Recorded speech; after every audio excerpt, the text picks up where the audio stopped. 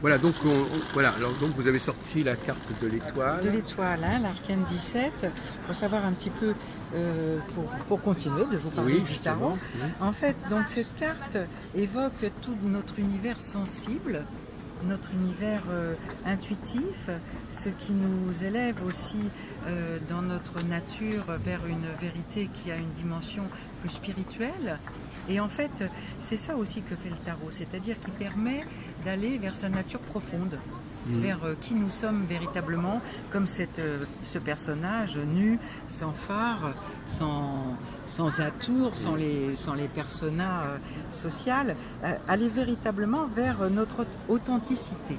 Donc le tarot permet d'être encore plus soi-même, et je pense que c'est une leçon de vie. Et en même temps, c'est le plaisir, parce que cette carte représente le monde du bien-être, du soin, du bien-être. C'est le plaisir de vivre, c'est comment retrouver le plaisir de vivre. Dans notre société, on a beaucoup de déplaisirs. Donc c'est important aussi de trouver les voies du Alors, plaisir. quand même une question qui me revient à l'esprit, à savoir, ce tarot, pourquoi il a ses vertus, ces tarots?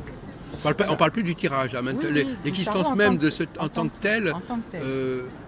En quoi cet ensemble d'arcanes, d'où ça sort, est-ce qu'il a été si intelligemment conçu? Je ne sais Oui, pas. il semblerait que le tarot de Marseille ait été conçu par un groupe qu'on a appelé les alchimistes du Moyen-Âge et qui était dans la région de Marseille, d'où le nom de tarot de Marseille.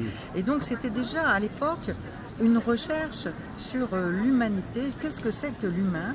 Qu'est-ce que c'est qu'être un être humain? Et finalement, ce tarot est véritablement un livre symbolique, une forme de livre symbolique qui fait qu'on peut s'en servir, vous voyez le pendu, comme un canal qui va nous délivrer des messages et qui viennent de la nuit des temps et qui viennent en même temps que la nuit des temps des grandes profondeurs de l'être. Et moi je découvre tout le temps le tarot. Depuis le temps que je travaille avec, il y a toujours des choses nouvelles qui surgissent, quoi.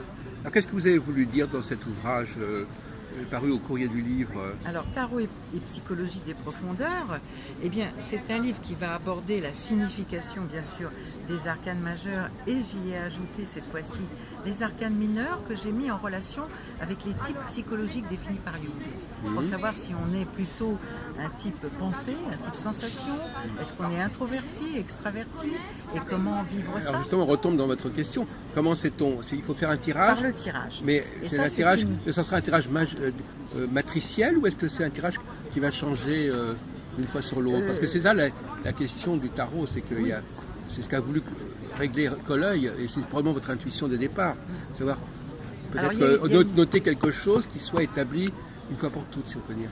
Oui, alors pour moi les choses ne sont pas forcément établies une fois pour toutes, mais c'est vrai que par exemple le type psychologique ne va pas changer dans toutes les 5 minutes.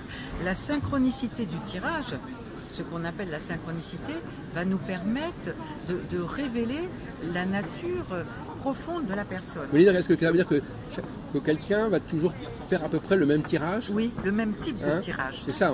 C'est pas forcément la même carte. Mais on va retrouver une constante. On retrouve une constante. Voilà, et dans les stages, les gens font plein de sortes de tirages, j'en propose de nombreux. Voilà. Et quand ils sont sur une problématique, eh bien, tous les tirages parlent de cette problématique. C'est ça la réponse, en fin de compte. Même si on fait plusieurs tirages, ça va revenir. Ça revient. C'est-à-dire qu'il y a une vérité quand même qui est révélée, même si ça prend des fois des formes différentes.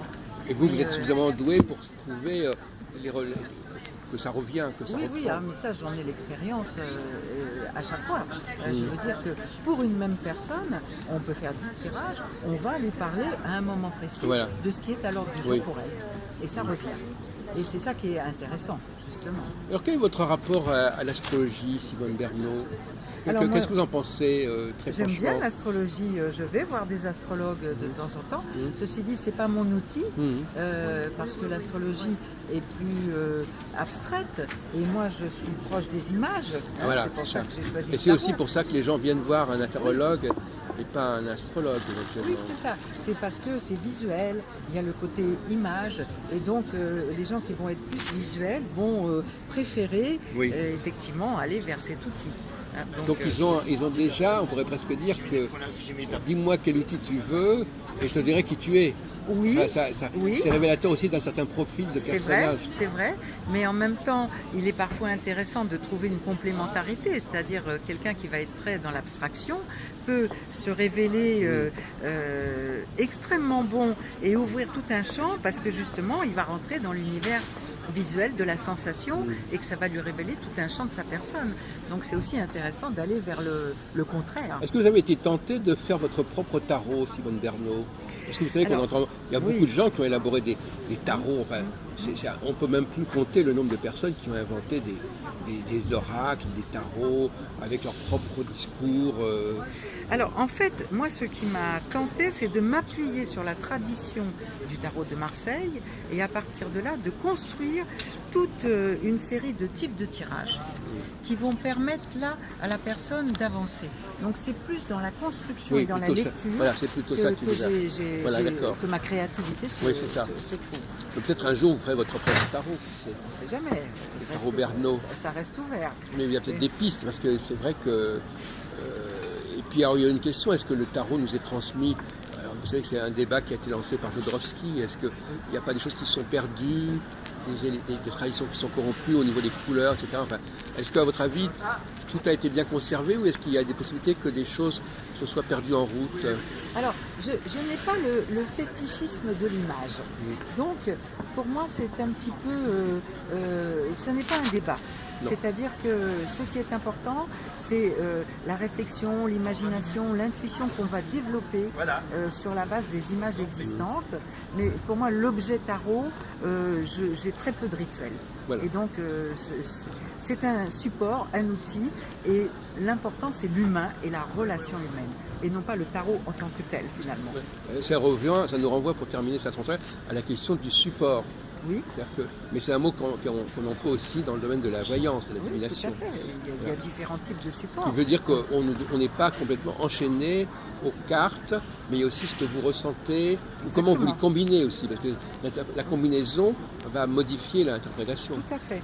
Tout à fait, la combinaison, le type de tirage, les positionnements des cartes les unes par rapport aux autres et la signification des places qu'on va leur donner dans le tirage vont faire évoluer considérablement la lecture. Alors de toute façon, sans vouloir me faire l'avocat du diable, ce travail que vous allez devoir faire vous pour comprendre ce qui a été dit, ce qui est sorti, ça peut réveiller en vous des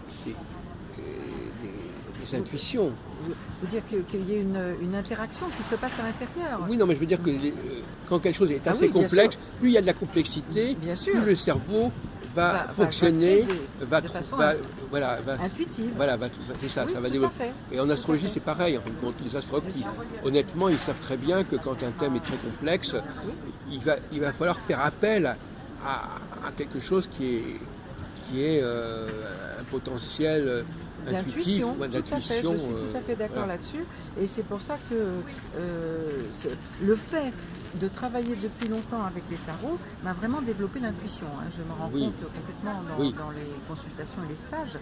Et ça le fait chez tout un chacun.